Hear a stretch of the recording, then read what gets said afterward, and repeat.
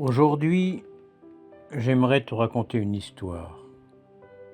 L'histoire d'un homme qui avait pris l'habitude de demander l'avis des autres avant même d'écouter sa propre voix.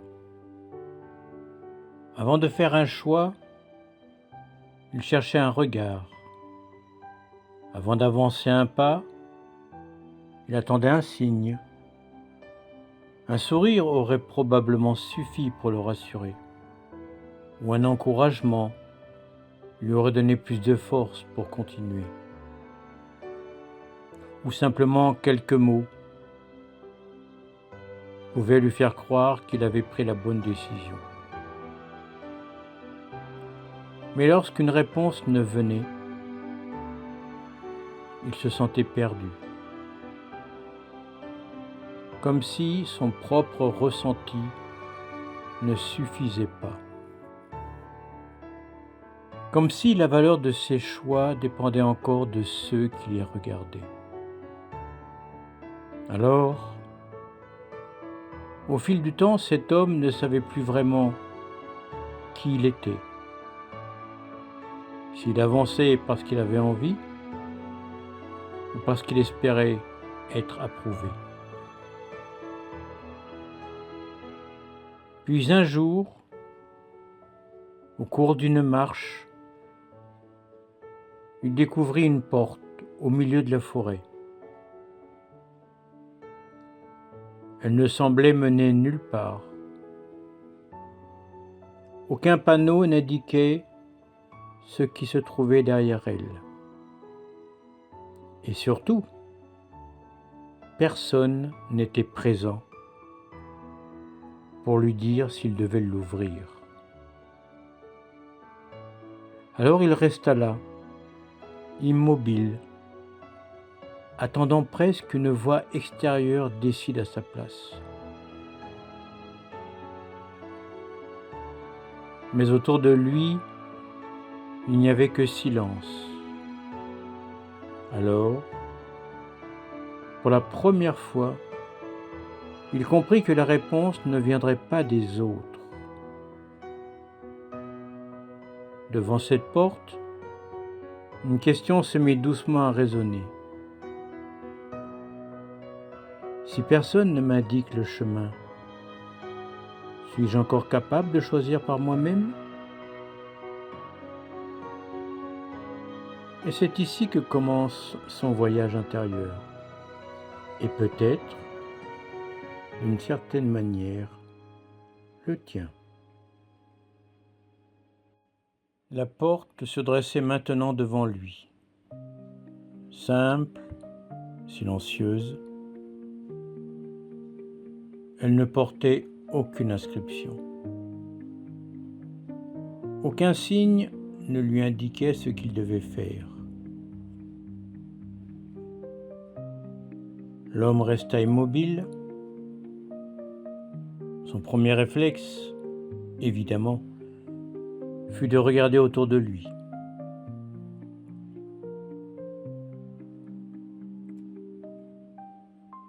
Il espérait apercevoir quelqu'un, une présence qui l'encouragerait, ou une voix qui lui dirait « Tu peux l'ouvrir ». Ou peut-être « Non, n'y va pas ». Mais il n'y avait personne, seulement les arbres et le souffle léger du vent. Et cette porte qui semblait attendre sa décision. Il tendit une première fois la main vers la poignée, puis la retira rapidement. Était-ce réellement le bon choix ? Que découvrirait-il derrière cette porte ? Et s'il se trompait ? Elle attendit encore quelques instants, mais le silence demeura.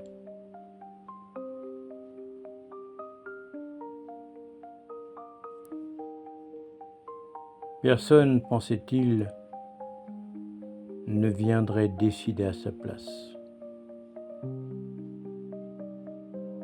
Alors, il comprit que cette porte ne lui demandait pas de faire le bon choix, mais simplement le choix qui lui appartienne.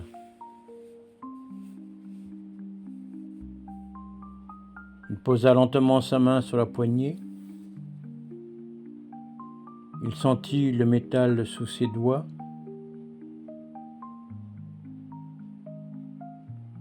Son cœur battait légèrement plus vite. Pourtant, quelque chose en lui semblait savoir déjà.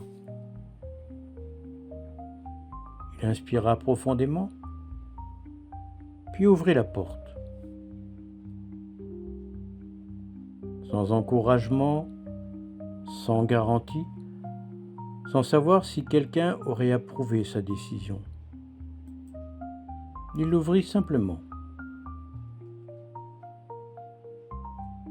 Parce qu'au plus profond de lui, il avait ressenti l'envie de découvrir ce qui se trouvait de l'autre côté. Et pour la première fois depuis longtemps, ce ressenti lui parut suffisant.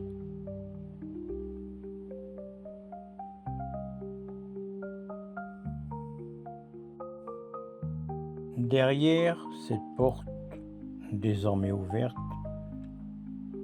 l'homme découvrit un chemin paisible. Aucun panneau,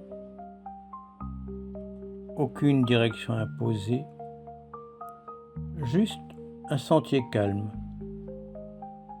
avançant doucement entre les arbres. Il aurait pu s'asseoir, mais il préféra faire quelques pas. Il préférait respirer librement, marcher sans réfléchir, presque avec insouciance. Alors, il ferma doucement les yeux et remarqua que quelque chose venait de changer en lui. Les voix qu'il avait si longtemps écoutées semblaient s'éloigner. Les conseils, les attentes,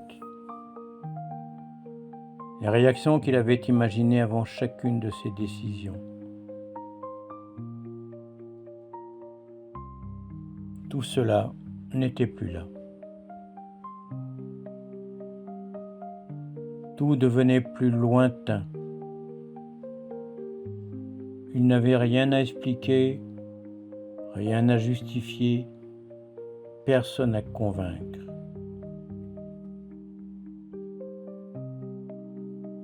Il pouvait simplement aller de l'avant. Marcher tranquillement, au rythme de ses pas, au rythme de sa respiration. Il pouvait même s'y flotter. L'air entrait doucement en lui, puis repartait. Ses épaules commencèrent à se relâcher, son visage se détendit, ses mains cessèrent peu à peu de retenir ce qu'elle n'avait plus besoin de porter. Sous ses pieds, le chemin était stable.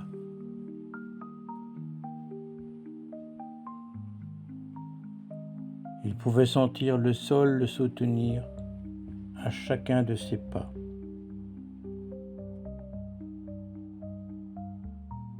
Il n'avait rien à prouver, seulement à être là.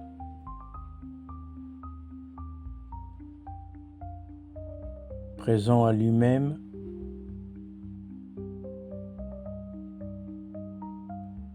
quelques pensées traversèrent encore son esprit.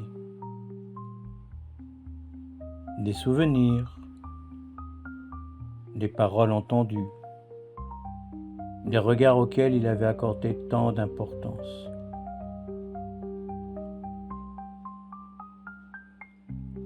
Il ne chercha même pas à les chasser, il les regardait passer, comme des nuages traversant lentement le ciel.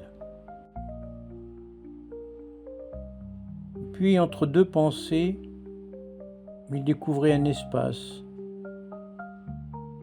un peu plus de silence, un peu plus de détente,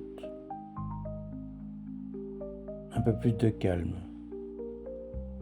Non, ce n'était pas le vide. C'était un silence dans lequel quelque chose pouvait enfin être entendu.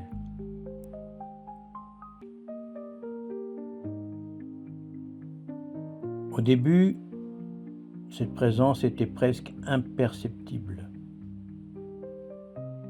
Une sensation, un murmure, une voix qu'il connaissait, mais qu'il avait recouverte sans et sous tant d'autres voix. L'homme ralentit encore. Il porta son attention vers ce qui se passait en lui.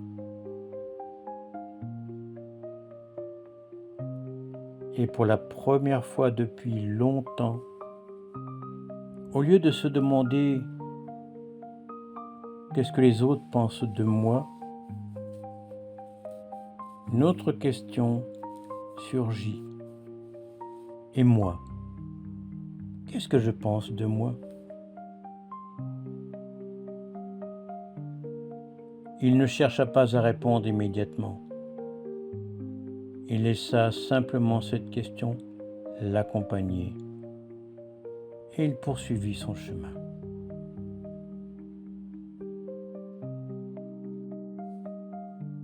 Sa question, comme un écho, resta un moment suspendu dans le silence. Et moi, qu'est-ce que je pense de moi ? L'homme voulut répondre, mais aucun mot ne vint. Il connaissait si bien les réactions des autres.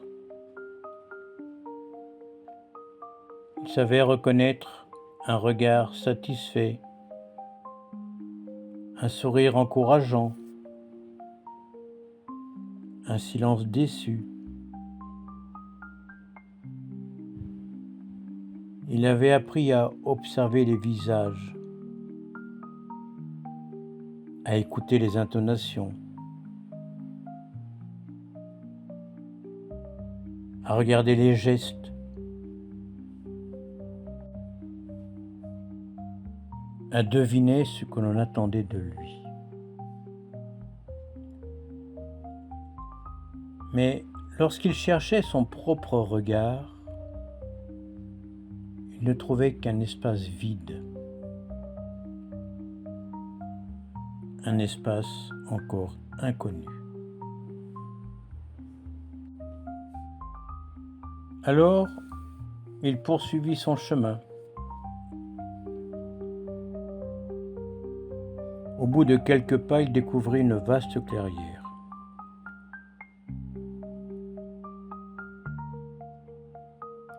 Tout autour de lui se dressaient de grands miroirs. Dans le premier, il aperçut ceux qu'il avait voulu rendre fiers.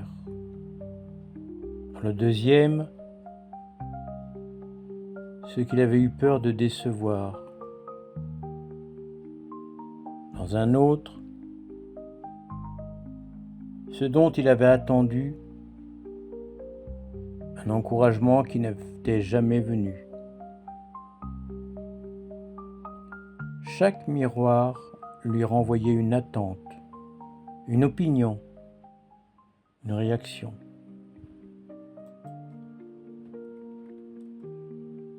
Et tandis qu'il avançait au milieu de tous ces reflets, des phrases anciennes semblaient revenir jusqu'à lui. C'est bien. Tu devrais continuer. Tu n'aurais pas dû faire cela. Mais qu'est-ce que les autres vont penser? Tu es certain de ton choix? Toutes ces voix avaient longtemps guidé ses pas. Certaines l'avaient soutenu, d'autres l'avaient retenu. Mais à force de les écouter, il ne savait plus lesquelles lui appartenaient vraiment.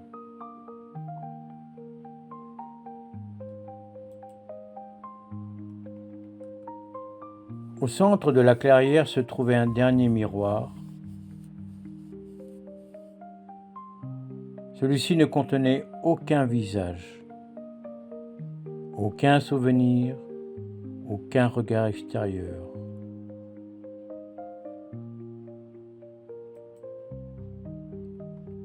Il ne reflétait que lui. L'homme s'en approcha lentement. Il observa celui qu'il était devenu. Puis il se demanda: depuis quand ai-je besoin que les autres approuvent mes choix pour croire qu'ils ont de la valeur?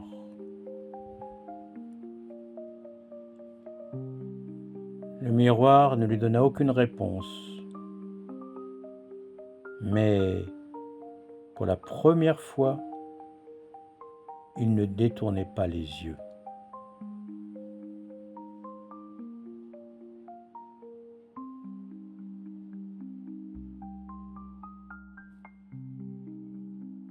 En restant devant ce miroir, quelque chose commença doucement à s'éclairer. Peut-être n'avait-il pas recherché l'approbation des autres, parce qu'il était incapable de choisir. Peut-être avait-il simplement appris, au fil du temps, à associer leur satisfaction à une forme de sécurité. Être approuvé lui donnait le sentiment d'être accepté, d'être à sa place, de ne pas risquer de perdre l'affection de ceux qui comptaient pour lui. Alors, sans même s'en rendre compte, il avait commencé à déposer entre leurs mains une part de son propre pouvoir. Lorsqu'on l'encourageait, il avançait. Lorsqu'on le désapprouvait, il s'arrêtait. Et lorsqu'aucune réponse ne venait, il ne savait plus dans quelle direction aller. Ce besoin d'approbation n'était peut-être pas une faiblesse. Il avait pu être autrefois une manière de se protéger, une façon de préserver le lien, d'éviter les disputes, d'éviter les critiques, d'éviter le rejet, de s'assurer qu'il avait encore une place auprès des autres. Mais ce qui l'avait aidé autrefois était devenu au fil des années une habitude qui l'éloignait de lui-même.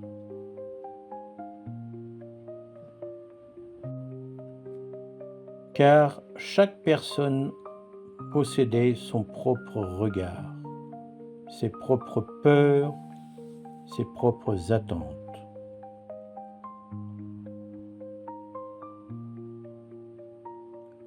En cherchant à satisfaire tous ces regards, l'homme avait fini par suivre plusieurs directions à la fois.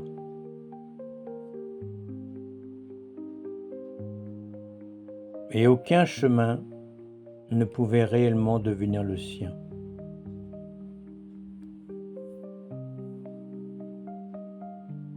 Il comprit alors qu'il ne s'agissait plus d'écouter les autres.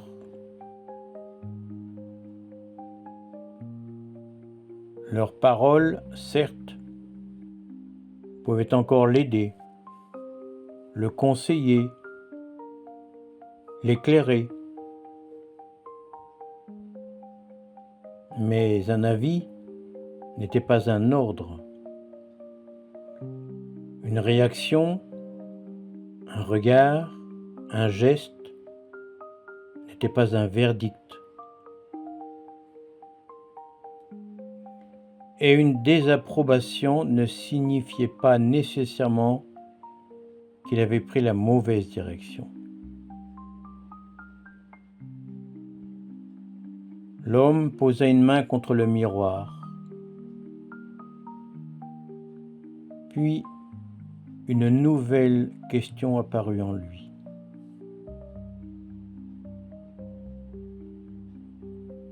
Si personne ne devait me féliciter, si personne ne devait me critiquer, qu'est-ce que je choisirais réellement ?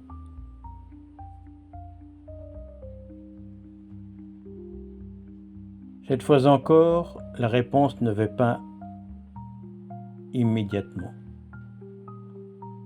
Mais derrière toutes les voix qu'il avait écoutées depuis si longtemps, il perçut quelque chose, une présence discrète, une voix calme, sa propre voix. Elle n'avait jamais complètement disparu. Elle attendait simplement qu'il accepte enfin de l'écouter.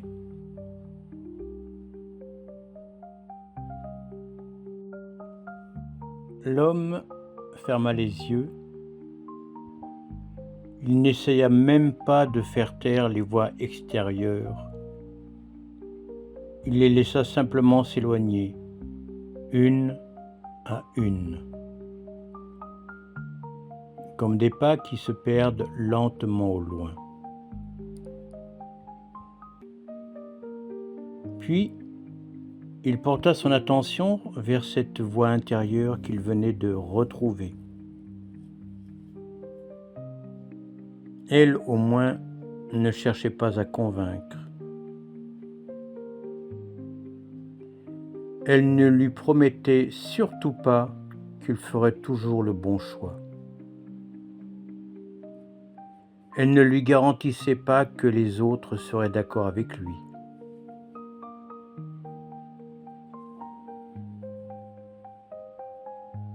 Elle lui murmurait seulement et simplement « Tu peux m'écouter ». Alors, l'homme respira profondément. Il sentit le sol sous ses pieds, la présence de son corps, et le calme qui s'installait peu à peu en lui.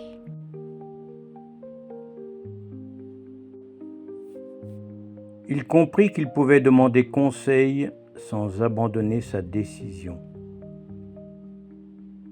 qu'il pouvait entendre une opinion sans renoncer à son ressenti, qu'il pouvait décevoir quelqu'un sans cesser d'être digne d'affection,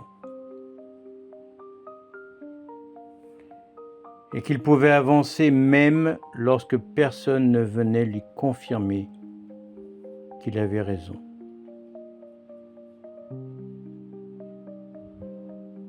Il regarda une dernière fois les miroirs qui l'entouraient. Ils étaient tous là et toujours là. Les attentes des autres existaient encore, leur réaction aussi. Mais elles n'occupaient plus tout l'espace.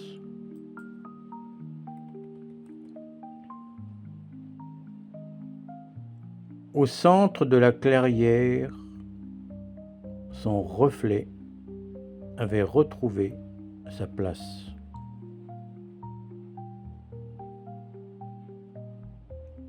Alors, intérieurement, l'homme prononça quelques mots. Je peux écouter les autres, mais sans cesser de m'écouter. Je peux accueillir leur regard, sans lui confier toute ma valeur.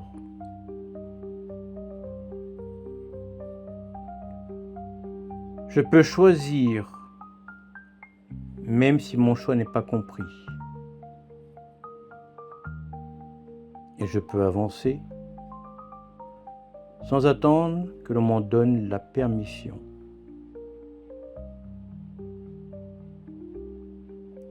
Il ne ressentit ni triomphe, ni certitude absolue. Seulement une stabilité nouvelle.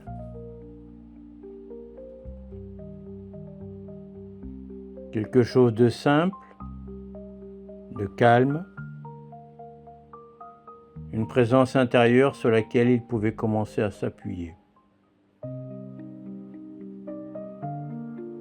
Puis, les miroirs s'effacèrent doucement et devant lui,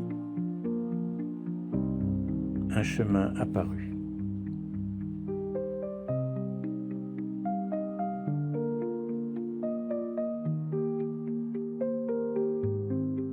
L'homme reprit sa marche. Au bout du chemin, il retrouva la porte qu'il avait franchie. Elle était restée ouverte, et de l'autre côté, le monde l'attendait. Rien n'avait changé. Il y aurait encore des conseils, des opinions, des encouragements, des désaccords, des regards, des soupirs.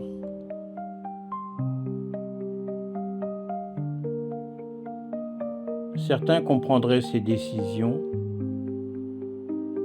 d'autres les remettraient en question.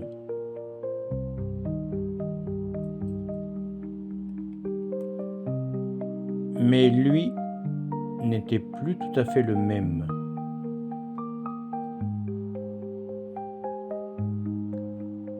Avant de franchir la porte, il se retourna une dernière fois. La clairière avait disparu. Les miroirs aussi.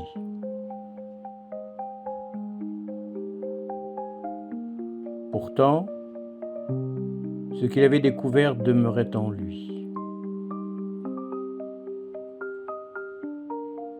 Il passa la porte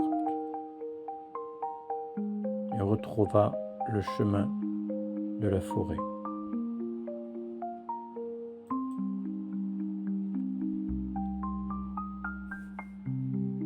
Un peu plus loin, deux directions s'offrirent à lui.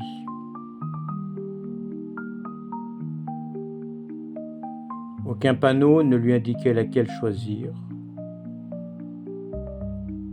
Personne n'était présent pour lui donner son avis. L'homme s'arrêta.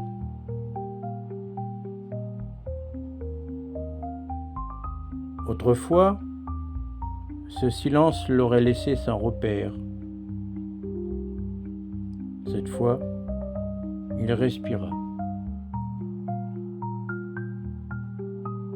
Il observa les deux chemins, puis il écouta ce qui se passait en lui.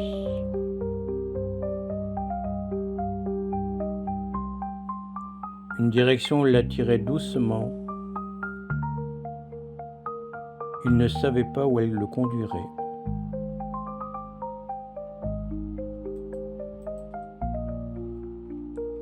Il ignorait si les autres auraient fait le même choix, mais il sentit, pour une fois, que ce pas lui appartenait. Alors il avança. Non pas parce qu'il était certain de ne jamais se tromper, mais parce qu'il commençait à comprendre qu'il avait le droit de choisir.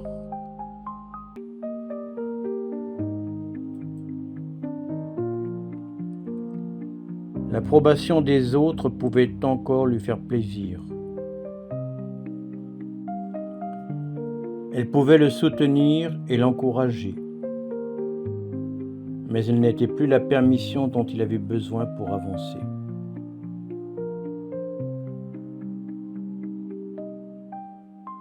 À présent, toi aussi, tu peux laisser ce voyage déposer doucement en toi ce qu'il est venu éveiller. Retrouver la présence de ton corps, le contact du support qui t'accueille, le mouvement naturel de ta respiration.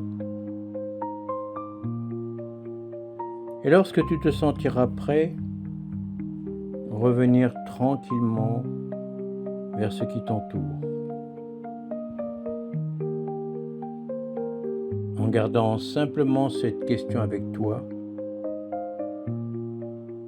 quelle place suis-je prêt à redonner à ma propre voix? Quelle place suis-je prêt à redonner à ma propre voix?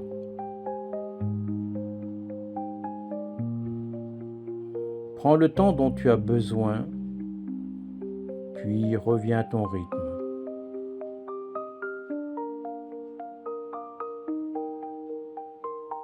Je te souhaite un bon retour, Soham, les voyages intérieurs.